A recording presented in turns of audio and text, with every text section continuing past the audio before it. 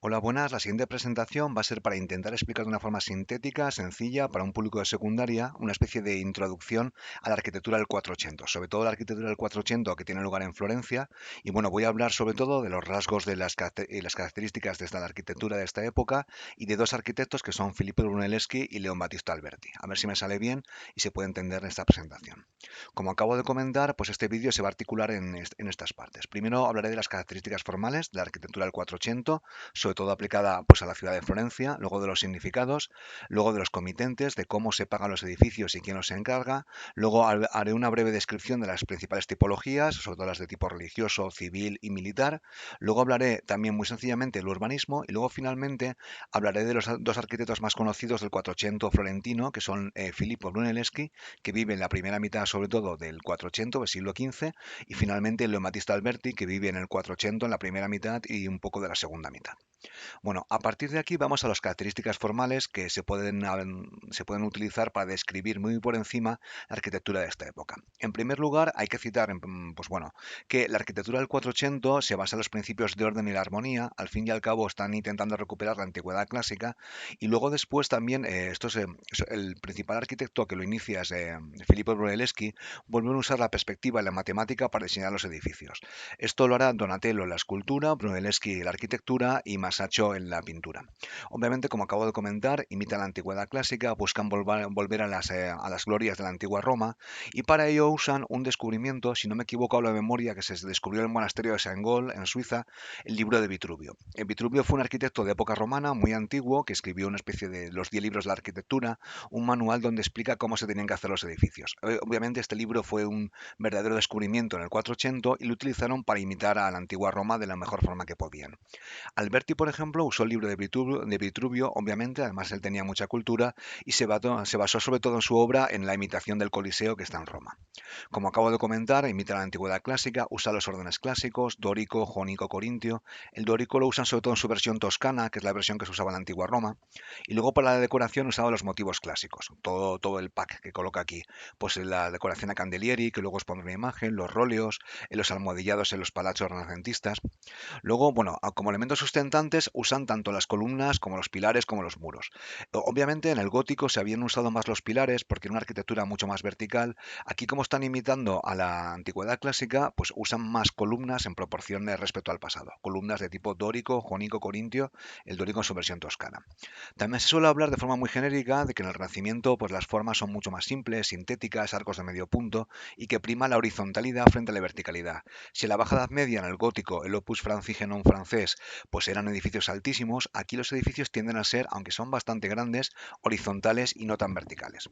Luego, de forma también muy genérica, se puede decir que al principio del 480, a principios del siglo XV, pues bueno, los edificios, incluso en la Florencia renacentista, tienen rasgos góticos, pues por ejemplo la cúpula de Santa María de las Flores, pues tiene un perfil ojival y al final pues se va pareciendo más a un clasicismo pleno, donde todo el lenguaje arquitectónico pues usa la tipología del lenguaje clásico. Luego, en cuanto a las plantas, pues bueno, la planta de cruz latina era un poco la mayoritaria en el mundo cristiano, el católico romano latino de la Baja Edad Media. Durante el Renacimiento intentan volver a las plantas de tipo centralizado, que les parecían más puras, más sintéticas, más armónicas, pero por motivos prácticos se mantienen sobre todo la planta de cruz latina. Bueno, aquí tenemos una imagen de una iglesia renacentista, de las más conocidas, que está en Florencia, la iglesia de San Lorenzo, que era parte de un monasterio. Lorenzo era el patrón, el santo patrón de la familia Medici, y era una iglesia que los Medici tenían muy cuidado. Es una iglesia que diseña Brunelleschi, como se puede ver aquí, donde se puede ver algunos rasgos ya claramente renacentistas que imitan al modelo clásico.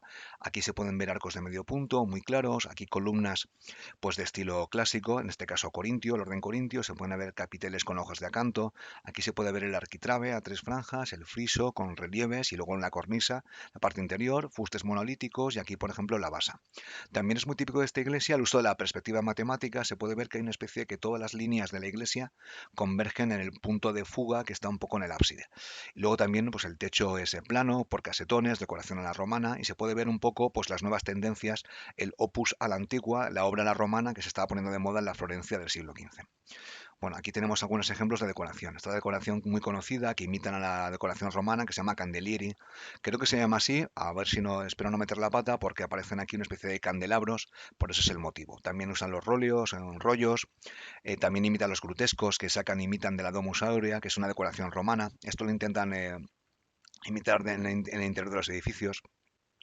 Aquí se pueden ver pues los famosos almohadillados, que en este caso están en el Palazzo Medici Riccardi de Florencia, donde vivían los Medici. Este almohadillado se conoce de tipo rústico y luego después, según avance los años, usarán un almohadillado de tipo más suavizado. Aquí se puede ver pues la iglesia de Santo Espíritu, que si os fijáis es muy parecida a la iglesia anterior, solamente que la decoración en casetones es ligeramente diferente. Brunelleschi no es precisamente original, pero bueno, su estilo es magnífico. Bueno, aquí tenemos un almohadillado más suave, que se puede ver aquí, ¿no? Que también es una imitación también de la decoración romana del pasado. Bueno, en cuanto a los significados, ¿qué significan los edificios de esta época? Pues bueno, el significado de un edificio siempre es complicado de decir, pero bueno, se puede hablar que también el significado de un edificio, pues por ejemplo se habla que la cúpula hacía referencias a lo celestial, mientras que la planta centralizada, lo cuadrado, hacía referencia a lo terrenal. Las catedrales se pueden también entender como una celebración del orgullo urbano, ¿vale? Cuando una ciudad como Florencia, que era rica, que tenía muchos gremios, que era riquísima, y que bueno, familias de comerciantes, de mercaderes, descubre, por ejemplo, las minas de alumbre cerca de Roma, pues bueno, cuando tenían dinero, pues para celebrarlo, para celebrar su pues, magnificencia, su poder, pues construían edificios enormes, y el edificio más enorme y más importante de una ciudad era la catedral, que como ya comenté en alguna clase, pues son edificios polifuncionales que se utilizaban para todo tipo de funciones, algunas religiosas y otras no tanto. Entonces, esta es una muestra de poder y era una forma de estar en el camino de la moda de la época, que es a la antigua. Uno podía hacer un edificio pues, a la francesa, opus francigenum, o a la antigua, imitando la antigüedad romana. Luego también estos significados también tenía importancia pues, el seguir algunos manuales o tratados, porque en esta época se ponen muy de moda, se inventa la imprenta en Alemania y algunos artistas como Alberti, será uno de los primeros, escriben tratados de arquitectura que trataban de imitar. Muchas veces los edificios pues era una especie de seguimiento de un artista o de su particular estilo, en este caso Alberti. Brunelleschi, por ejemplo, él tendrá mucha menos fama, a pesar de que, bueno, fue muy conocido en su época, pero él, por ejemplo, optó por mantener sus máquinas en secreto y algunos de ellos, por ejemplo, son pioneros en el uso de la criptografía, bueno, a la hora de encriptar mensajes, de ocultarlos, de hacerlos en clave para que no les pudieran copiar. Alberti, por ejemplo, al escribir tratados se convirtió en un arquitecto extremadamente popular, no solamente en Italia, sino en toda Europa. Aquí tenemos el libro del cual os he hablado, los 10 libros de la arquitectura, no, perdón, los 10 libros de Leon Battista Alberti, ¿vale? Que es el manual, el tratado que escribió este artista y que fue imitadísimo por toda Europa. Entonces, cuando a partir en el siglo XVI, en el Cinquecento, el Renacimiento se expandirá fuera de Italia y muchos arquitectos fuera, bueno, en Francia, en la monarquía hispánica, en el entorno alemán, en Rusia incluso, pues usarán estos tratados pues, para construir sus edificios.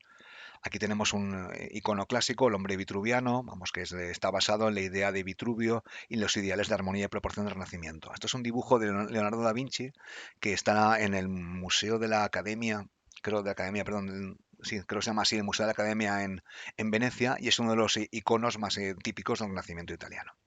Aquí tenemos un ejemplo de escritura en espejo de Leonardo. Vamos, tampoco es una criptografía, lo estoy marcando demasiado complicada. Se puede ver aquí, pero bueno, tanto Leonardo como Brunelleschi optaron por encriptar, por intentar esconder sus descubrimientos o sus aportaciones a la arquitectura o al dibujo.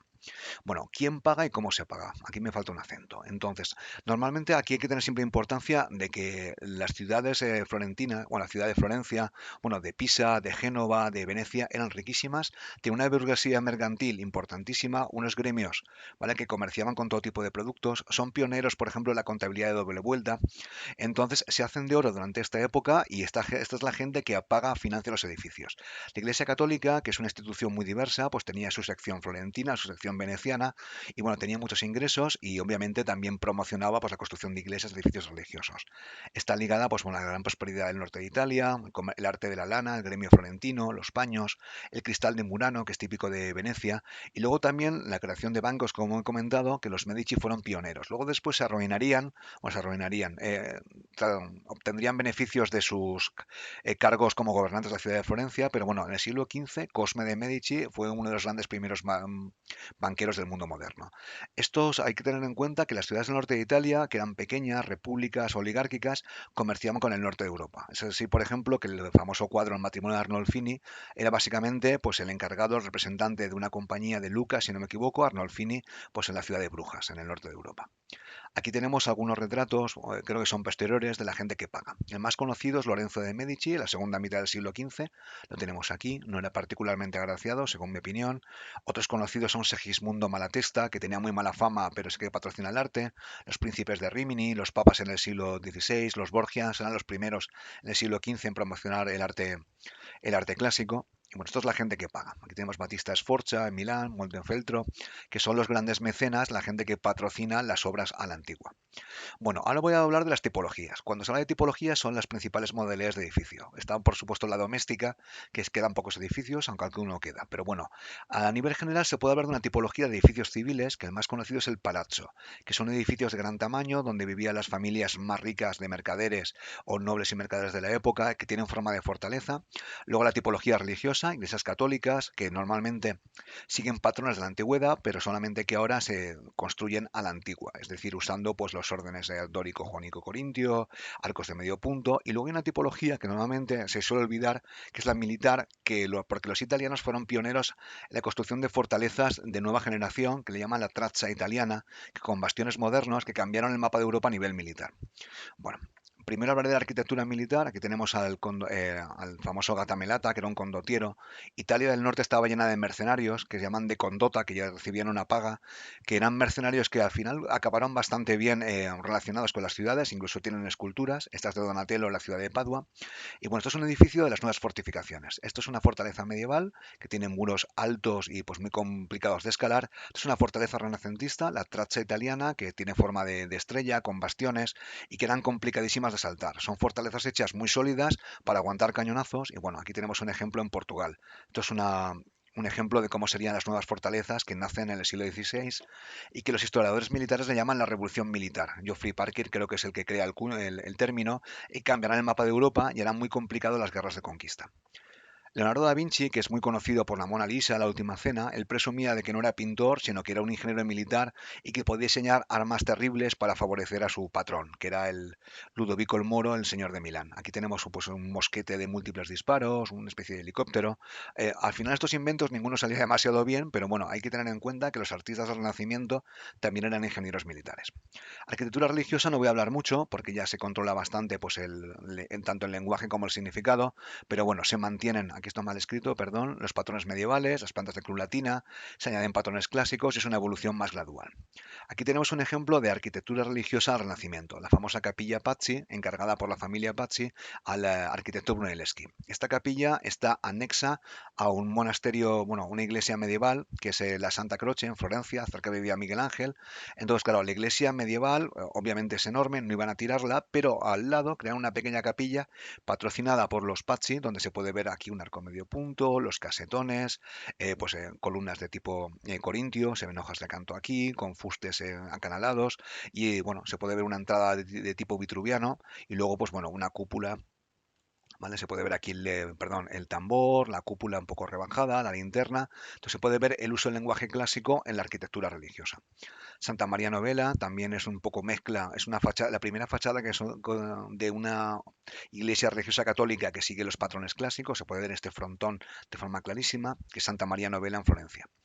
Arquitectura civil, los palazos. Entonces, bueno, esto es algo particularmente novedoso, es muy típico de Florencia. Entonces, estos palazos normalmente tenían tres pisos. El primero se dedicaba a los negocios, donde la familia Medici o los Brancacci o los Pazzi, pues hacían negocios, pues de tipo, pues la banca, por ejemplo, o préstamos, o pues hacían el negocio de la familia. El segundo y tercer piso tiene una función residencial, tenían todos un patio interior, ¿vale? Para que entrara luz y pertenecían a las grandes familias. Os he puesto aquí algunas, los Medici, los Pazzi, los Pitti, Brancacci.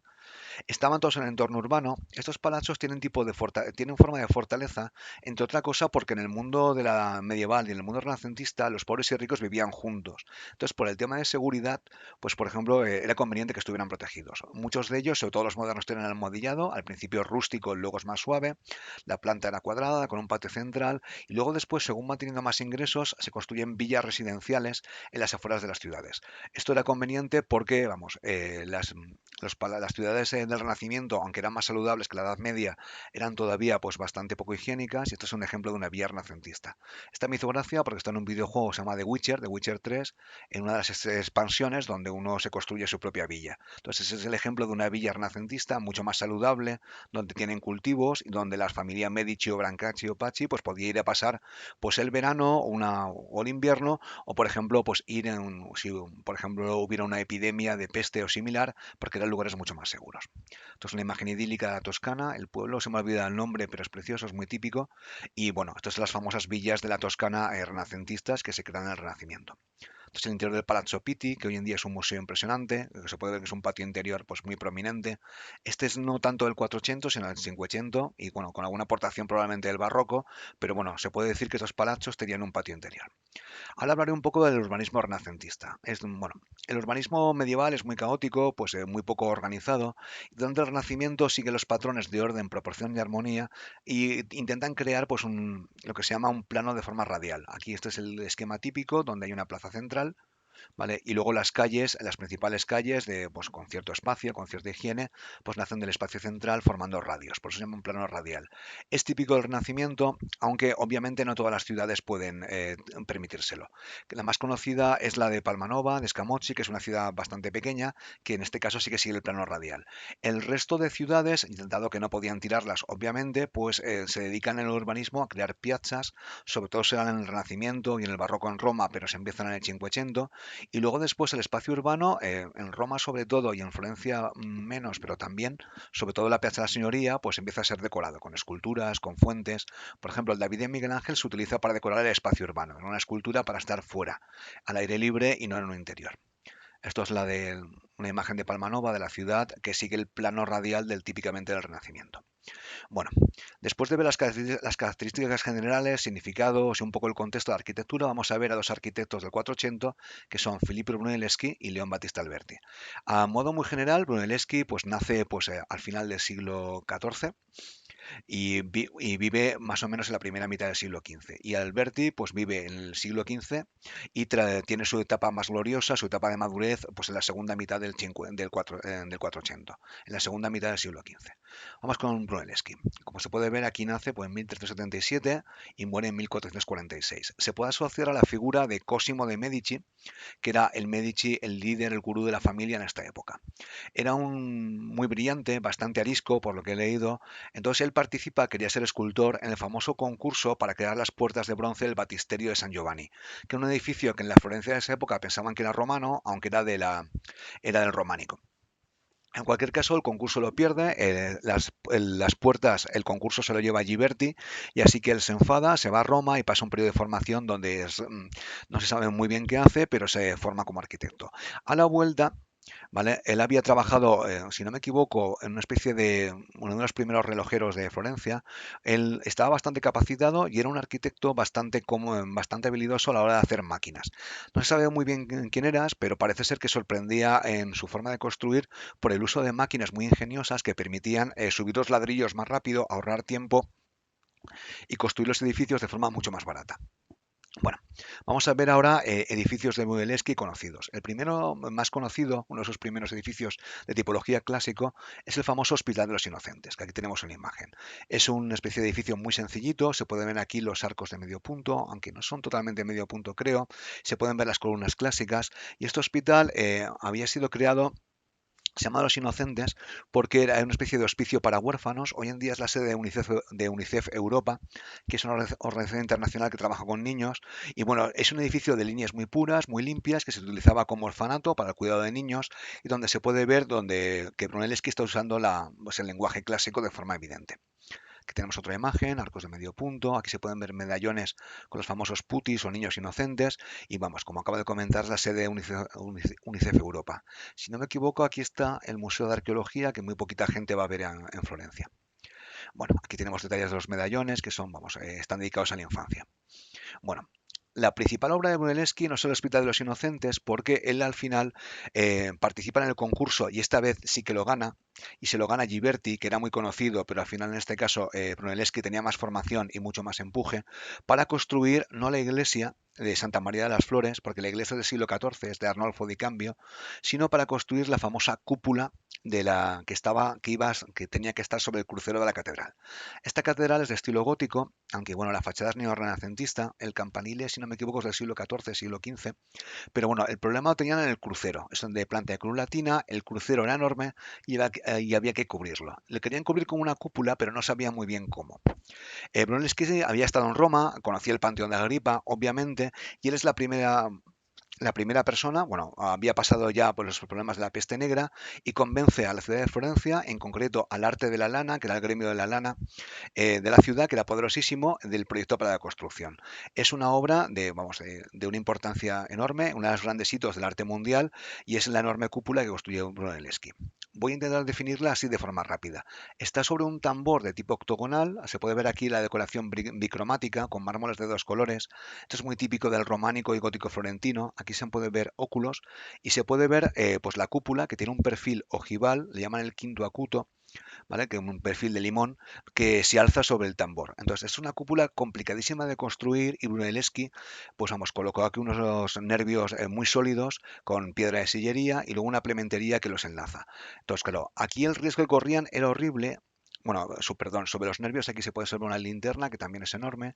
Aquí se puede ver en chiquitín las personas, fijaos el tamaño que tiene, y se puede ver también contrafuertes. Es una obra monumental que cubre un crucero, es una hazaña que estaba casi imitando al Panteón de Agripa, y bueno, que le llevó muchos años de construir, pero lo construyó con bastante facilidad porque la ciudad de Florencia tenía dinero y por el uso de las máquinas que ya he citado. Entonces, algunos detalles. Fijaos el tamaño de la cúpula, que es enorme. Entonces, aquí los pesos, como sabemos, los arcos ojivales y las cúpulas ojivales, el peso lo descargan no sobre el muro exactamente, sino lo descargan sobre el muro y también sobre los laterales, con lo cual era una táctica mucho más segura hacer una cúpula de perfil ojival que una cúpula semiesférica. Además, era una apuesta mucho más segura. Además, para asegurarse, bueno, aquí se pueden ver los nervios, que son de un tamaño enorme. Aquí se puede ver el campanile. Aquí, que luego hablaré de ella, está Santa María Novella y luego en la otra parte está la Santa Croce. Es una obra monumental. Y bueno, aquí se pueden ver los óculos que se permiten iluminar el interior, que era muy grande. Aquí están los nervios. Aquí se pueden ver respiraderos, ¿vale? Para que circule el aire. Y el truco de Brunelleschi se encuentra aquí, esta es una cúpula de doble casco. Para asegurarse que la estructura aguantara, la construye de ladrillos, que él utiliza millones de ladrillos de una calidad altísima, porque no se fía a los constructores, construye una cúpula dentro de la cúpula, con lo cual la gente que sube, y te cobran 20 euros la última vez que subí, sube por en medio. Hay una cúpula exterior y hay una cúpula interior, con lo cual la cúpula interior refuerza y hace mucho más segura la cúpula exterior. Y la gente, los turistas que suben hoy en día, suben por en medio de la cúpula. Aquí se puede ver una imagen de cómo es la cúpula. Aquí se pueden ver los ladrillos. Por lo que yo sé, es una cúpula que ha aguantado muy bien el paso del tiempo, mucho más que la de San Pedro en el Vaticano. Los ladrillos son casi todavía de Brunelleschi y toda una hazaña de ingeniería. De hecho, Brunelleschi era conocido como la persona de los ingenios o ingeniero. Entonces se puede ver que es una hazaña monumental. La linterna no la construyó él, pero bueno, sí que vio la cúpula acabada y vamos, es bastante sólida hasta la antigüedad. Aquí se puede ver la Santa Croce, que os he comentado antes, la Capilla Pazzi, que veremos más tarde, ¿vale? Se encuentra aquí, en un anexo, en una especie de patio del monasterio, bueno, de la iglesia de Santa Croce, que se encuentra aquí. Entonces, la iglesia es de la Baja Edad Media, pero pues, se puede ver que la fachada también tiene mármoles bicromáticos y la Capilla Pazzi, que he comentado antes, está aquí. Bueno, se puede ver que la cúpula de Brunelleschi, de Santa María de las Flores, pues dio a Brunelleschi una fama pues, mundial como ingeniero, como arquitecto, y es una de las grandes obras de la historia del arte. De hecho, esta cúpula va a ser imitada en todas las capitales europeas. Se puede ver la de Roma, la de San Pedro de Miguel Ángel, la de Christopher Wren en Londres, San Isaac en San Petersburgo. La idea de la cúpula era casi pues, una forma de demostrar el poderío y la fuerza de la ciudad. Se conservan algunas en el Museo de la Ópera del Duomo, que está muy cerquita de la catedral, que es muy interesante, pues se conservan algunas de las maquetas de Brunelleschi, de cómo se iba a construir la catedral. Se puede ver que son amplísimas, son de madera, y así los arquitectos y operarios podían ver cómo se iba a construir. Como curiosidad, se ve que Brunelleschi también era muy estricto, muy obsesivo, se puede decir, que puso pues, medidas de seguridad en la catedral y, bueno, en la cúpula. La construyó sin cimbras, es decir, sin andamios, ¿vale? No se sabe muy bien cómo se hizo, pero fue también una hazaña, con lo cual fue todo mucho más barato y es una hazaña técnica de primer nivel. Esto es una imagen de la cúpula por dentro. Bueno, se puede ver que está pintada al fresco y la pintó Giorgio Vasari. Giorgio Vasari os puede sonar porque es un pintor, discípulo de Miguel Ángel, que escribió un libro de vidas de artistas y básicamente fue él quien creó el término de Renacimiento. Aquí se puede ver la linterna, que se llama así porque penetra luz, y obviamente Vasari, que estaba, vamos, era un fan de su maestro Miguel Ángel, pues pintó una escena del juicio final. Es una escena, bueno, es una pintura al fresco de calidad bastante notable. Aquí está la linterna, enorme, se pueden ver los contrafuertes y el tamaño de la gente. Y bueno, se puede ver, hay una montaña cerca de Florencia, una pequeña colina que se pueden sacar fotos espectaculares y obviamente además Florencia no ha permitido la construcción de edificios altos, con lo cual la cúpula todavía domina pues el skyline, pues el paisaje de la ciudad. Es absolutamente monumental. Esto es una foto del río Arno desde esa pequeña montaña fuera de Florencia y se puede ver pues el entorno de la ciudad que ha mantenido la unidad renacentista. Bueno, aquí hay un pequeño resumen, espero haberlo explicado de forma clara oralmente, pero si alguien tiene claro, pues que pare la proyección, que pare el vídeo y vea esto. Bueno, otras obras de Brunelleschi es, por ejemplo, la Capilla Pazzi, que he comentado antes, que está en Santa Croce, no es la iglesia, sino una capilla anexa. Aquí se puede ver que es una capilla de no muy gran tamaño, no es demasiado grande, y donde sigue un poco de forma más pura los patrones del lenguaje clásico. Se puede ver que es una fachada hexástila, se puede ver aquí un arco de medio punto, una entrada, una puerta de tipo vitruviano, o sea, dintelada. Se puede ver aquí pues, algún detalle pues, de los capiteles corintios, pues fuste monolítico, se pueden ver pilastras en la parte, bueno, en la pared, en el muro. Aquí se puede ver, pues, bueno, casetones, más pilastras. Y eso, vamos, aquí el lenguaje clásico está mucho más claro que en la cúpula, donde no se podía jugar con el riesgo de, vamos, de que se le cayera. Esto es bueno, esto es una imagen de mala calidad de la planta, otra imagen de la capilla Pazzi. La familia Pazzi son famosos porque eran rivales de los Medici. Entonces pasaron a la historia porque a Lorenzo el Magnífico, en la segunda mitad, intentaron asesinarlo en la Catedral de Florencia y fallaron. Y como fallaron, los Medici acabaron con ellos. Pero bueno, de los Pazzi nos queda esta magnífica capilla que encargaron ellos pues, a Brunelleschi. Esto es un interior de la capilla, vamos que es una cúpula, se puede ver que está iluminada, con óculos bastante más pequeños, las pechinas. Pues, son obras mucho más sintéticas y armónicas que a lo mejor las del gótico de la Baja Edad Media. Además, Brunelleschi tiene otras iglesias, que ya he comentado alguna. La de San Lorenzo, esta imagen es de inferior calidad, vamos, que usa los puntos de fuga, la construía más o menos al mismo tiempo que la cúpula, porque era capaz de llevar a cabo múltiples proyectos, el punto de fuga, la horizontalidad, el lenguaje clásico, arcos de medio punto, etcétera. Esto es una iglesia un poco que sigue el patrón anterior, la de Santo Espíritu, también de Brunelleschi. Aquí, vamos, yo siempre la recuerdo porque los casetones que están aquí son de tipo diferente, pero el patrón de la iglesia es muy parecido. Bueno, he hablado de Brunelleschi, que es un poco el más importante, y ahora hablaré del segundo, que es de León Battista Alberti. Este voy a ser un poquito más breve. Como se puede ver, cuando él nace, pues Brunelleschi tiene ya unos 30 años, ya es mayor, y él es un poco el sucesor de Brunelleschi como el principal artista del Renacimiento en el 480 italiano, en Florencia. Bueno, del que se puede decir, es menos artesano, porque Brunelleschi todavía conserva rasgos de la Baja Edad Media, el gótico, y es más intelectual. Según sé, pues hablaba latín, escribe un libro, cosa que Brunelleschi nunca hizo, él no quería cooperar, y se llama Tratado de la Arquitectura, y ese libro, es un tratado, se le considera el primer tratadista, fue conocidísimo y fue imitado en toda Europa. Bueno, es muy reconocido, trabaja en Florencia y en otras ciudades como en Rimini y en Mantua, y él básicamente está muy interesado en lo clásico y imita muchísimo el Coliseo. Hay un término que se llama el sintagma albertiano, la forma de escribir de Alberti en arquitectura, donde básicamente coge el módulo del Coliseo y lo imita.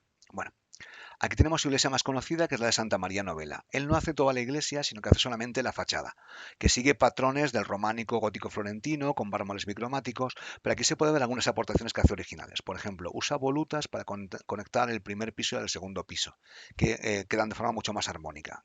Luego después utiliza pues, el lenguaje clásico, por ejemplo, arcos de medio punto aquí, sobre las pilastras, si no me equivoco. Esta fachada vamos, tiene aquí un frontón triangular de tipo clásico, con un tímpano que tiene pues un sol dibujado, que tiene un significado bastante ambiguo.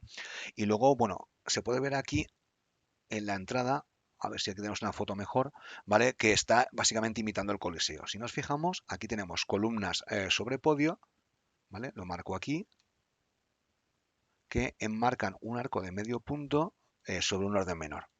Si nos fijamos en el Coliseo de Roma, básicamente este es el módulo de cada uno de los tramos del Coliseo. Entonces, este esquema del Coliseo, que a él le parecía magnífico, pues lo repite en muchas de sus obras. Aquí luego, por ejemplo, tiene rasgos góticos. Por ejemplo, estos son arcos ojivales, estos cromatismos recuerdan un poco también al arte islámico, aunque que yo sepa no hay influencia directa. Aquí tiene pues pilastras, aquí tiene pues el arquitrabe, friso y cornisa. Y bueno, como se puede ver aquí claramente, esta iglesia era un monasterio medieval, de hecho aquí vivieron papas cuando estuvieron exiliados, y la fachada es lo que es de Alberti, que es una fachada de tipo clásico, pues pagada por la familia Rucellai, que es una familia pues también de mercaderes de la época, que es con los que trabajaba pues Alberti de forma pues preferente. Esto es una foto un poco de más calidad, se puede ver aquí, vamos, el patrón, el sintagma albertiano, que se puede ver lo mismo, pues columnas sobre podio, ¿vale? Con un orden corintio que enmarcan un arco de medio punto de orden menor. Es una obra muy elegante, es famosísima en Florencia, está cerca de la estación de trenes. Y bueno, aquí se pueden ver nichos donde habría esculturas, supongo, aunque no estoy seguro. Y luego decoración de tipo clásico que lo hace con mármoles. Aquí se puede ver, como siempre, arquitrabe, friso, cornisa. Esto que está aquí es un reloj de sol. Este de sol es un símbolo que aparece aquí, que se relaciona con la familia Rucellai, aunque no está demasiado claro por qué. Hay gente que piensa que es un símbolo alquímico, el sol invictus. Aquí se puede ver una inscripción epigráfica donde se puede ver, si uno se fija, Ritzelay, que es aquí donde hace un poco de homenaje a la familia, porque el comitente mostraba su riqueza pues apareciendo pues en como la persona que había pagado o financiado la fachada. Y luego las volutas, que es de una calidad extraordinaria y que casi no parecen renacentistas, casi parecen por la decoración barrocas o de otro estilo. Bueno, aquí está una foto de más calidad de la puerta. Se pueden ver aquí en el friso, que es una especie de olas empujadas por el viento, que es bastante curioso. Aquí capitel corintio, ¿vale? Arco de medio punto, pues arquitrabe de varias franjas, el friso, la cornisa. Se puede ver que el patrón clásico hasta aquí, está aquí mucho más claro pues, que en una foto a gran distancia. Bueno, esto es una plaza espectacular, las fotos son preciosas, vamos, y es uno de los centros de Florencia. Aquí estaba el monasterio, ¿vale? Que ahora, si no me equivoco, fue desamortizado en el siglo XIX, pues como en España también. Y bueno, es una de las grandes obras de Alberti en la ciudad de Florencia. Bueno, ahora pasaré a otras obras menos importantes, aunque bueno, también son muy relevantes. Esto lo hace en la ciudad de Rímini, que está cerca al norte de Rávena, en el este. Hoy en día es una zona playera, pues tipo Benidorm en España, donde crea lo que se llama el Templo Malatestiano. Pues esto se llama así porque lo encarga Segismundo Malatesta, que es una especie de condottiero famoso que se hace con un reino, pues en Rímini, y que le encarga un templo con una tipología clásica, pues mucho más clara. Es un templo más pequeño, una iglesia, aunque tiene poco de iglesia, la verdad, y aquí el patrón clásico se observa igual, se ve columnas sobre podio, ¿no? Que marcan un orden menor, pues siguiendo una tipología clásica. Está siguiendo el módulo del Coliseo, aquí se pueden ver los módulos de forma bastante evidente. Hay gente que define esto como el sintagma albertiano, es decir, la forma de construir de Alberti, que aquí se ve mucho más clara porque se puede ver el sintagma aquí, aquí y aquí. Esta iglesia también es curiosa porque Segismundo Malatesta era una persona bastante poco famosa, tenía muy mala prensa, era bastante cruel, torturaba gente, si no me equivoco, y al final pues fue derrotado y no le dio tiempo a acabarla. También se piensa aquí en esta ciudad en Rímini había un arco romano de Augusto que lo imitaría. Aquí tenemos una imagen, pues otra foto de la iglesia, que es bastante una planta, pues si no me equivoco, es de tipo basilical. Hay un pequeño pórtico que está aquí al lado y se puede ver el perfil clásico de forma pues evidente. Otra iglesia conocida es San Andrés en Mantua, que esta es menos conocida, bueno, pero bueno, también se puede ver el sintagma albertiano, que imita el modelo del Coliseo, aquí se pueden ver los casetones. Vamos, el patrón clásico en León Battista Alberti es clarísimo. Bueno, aquí se pueden ver los casetones. Y bueno, finalmente voy a hablar del Palazzo Rucellai, porque Alberti también es conocido por haber hecho la fachada para el Palazzo de la familia Rucellai, que si nos acordamos era quien le había encargado la fachada de Santa María Novella. Es una fachada en 3 niveles que sigue el patrón de los palazzos, usa un almohadillado bastante suave, ¿vale? No es rústico como el de Palazzo Medici Riccardi, y se puede observar también que en el primer nivel aquí hay una especie de zócalo con una decoración en rombo, y luego estas pilastras que están aquí, estas imitan un poco al estilo toscano, estas al jónico y las que están arriba pues imitan al corintio. Se puede decir que está siguiendo la superposición de órdenes que es la que aparece en el Coliseo. Esto es una foto nocturna, se puede ver aquí un poquito mejor, el zócalo que está aquí, las pilastras, ¿vale? Que son de estilo clásico, el almohadillado que es de tipo suave. Se puede ver que las ventanas son pequeñas porque, claro, esto, el primer piso estaba en una especie de fortaleza, ¿no? Casi por seguridad. Y las ventanas, para dar más iluminación, están en el segundo y tercer piso, que tiene una función residencial. Yo aquí no he entrado nunca, aunque parece que hay una tienda de moda. Y bueno, se puede ver la cornisa que es pronunciada para el tema de las lluvias. Y bueno, estos palacios son típicos de la ciudad de Florencia, pero el más conocido es sin duda el Palazzo Rucellai. Entonces son más fotos.